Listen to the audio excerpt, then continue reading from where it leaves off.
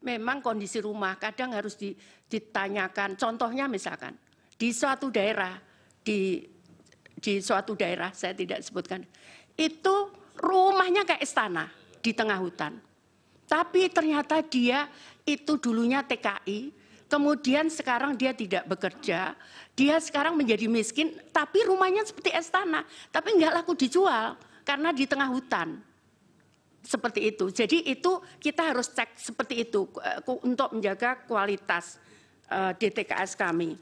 Kemudian berikutnya adalah tadi disampaikan jadi untuk komunitas itu tetap kita berikan BNBA. Di wilayahmu yang diberikan bantuan itu ini A, B, C, D, alamatnya ini. Jadi dia memberikan ke yang bersangkutan sesuai data itu, kemudian melaporkan melalui foto seperti ini. Juga ada komunitas anak yatim yang dia tidak ada orang tuanya.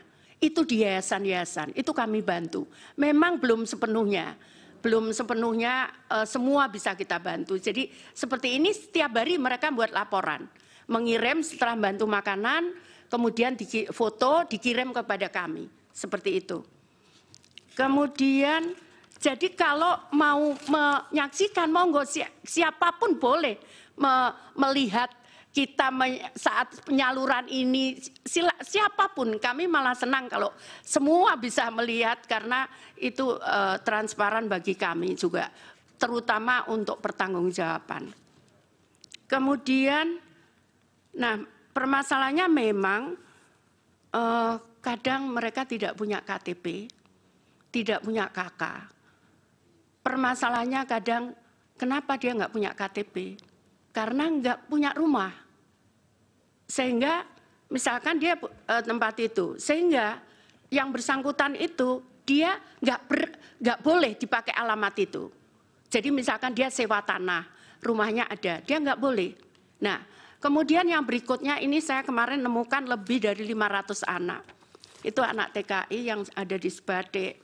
Ini sekarang kita Batam, kemarin kita kasih KTP. Karena dia nggak punya KTP, sehingga padahal dia nggak tahu juga orang tuanya ada di mana. Mereka ikut di yayasan-yayasan seperti itu. Jadi kami harus ngurus sampai mereka dapat KTP dulu, atau dapat KK dulu untuk kami memberikan bantuan. Karena kalau tidak, kami juga kena pemeriksaan. Jadi yang pertama dilakukan adalah pencocokan data dengan data Dukcapil. Itu kita lakukan. Setelah itu kita cocokkan lagi dengan BKN. Apakah dia PNS bukan? Setelah itu kita cocokkan lagi dengan BPJS Tenaga Kerja. Apakah dia gajinya di atas UMK atau bukan? Kemudian apakah dia termasuk di AHU tadi saya sampaikan itu. Seperti itu. Jadi kita ngeceknya seperti itu sebelum kita yakin bahwa itu berhak untuk diberikan. Kemudian saya mohon izin, saya tidak kalau saya turun biasanya kalau itu ada dispute. Jadi misalkan perselisihan baru saya turun. Tapi kalau tidak itu pun saya selalu mengajak dari perguruan tinggi. Jadi kalau ada perselisihan baru saya turun. Jadi kalau saya turun, yang mungkin Bapak itu memang karena orangnya harus saya tolong. Misalkan, kemarin saya nemukan di Sinja anak yatim, nggak ada orang tuanya, rumahnya itu di jurang begitu, saya masuk harus jalan kaki 1 kilo gitu, itu nggak ada orang tuanya. Saya harus ngerayu dia, maukah kamu ikut di tempat kami? Jadi saya datang untuk itu, bukan itu lebih banyak seperti itu.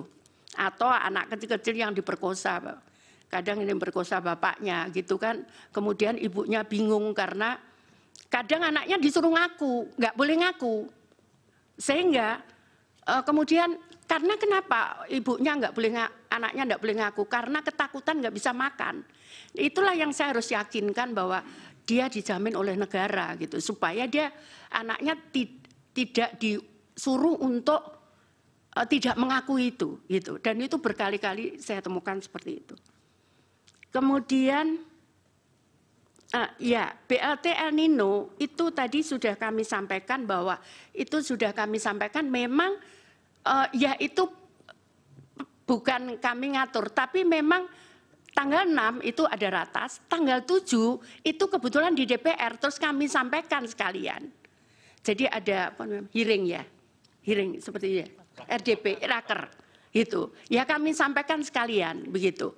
Terus saat itu saya ngomong, waduh ini enggak nututi, kalau harus akhir Desember saya harus cair, saya enggak nututi. Saya minta saat itu gimana kalau dengan PT Pos, karena bank tidak mungkin, tadi sudah kami jelaskan dalam waktu 3 bulan, bank tidak mungkin mencairkan itu. Tapi itu sudah kelar, itu jumlahnya tadi berapa? 21.353. Seperti itu Kakak. Kemudian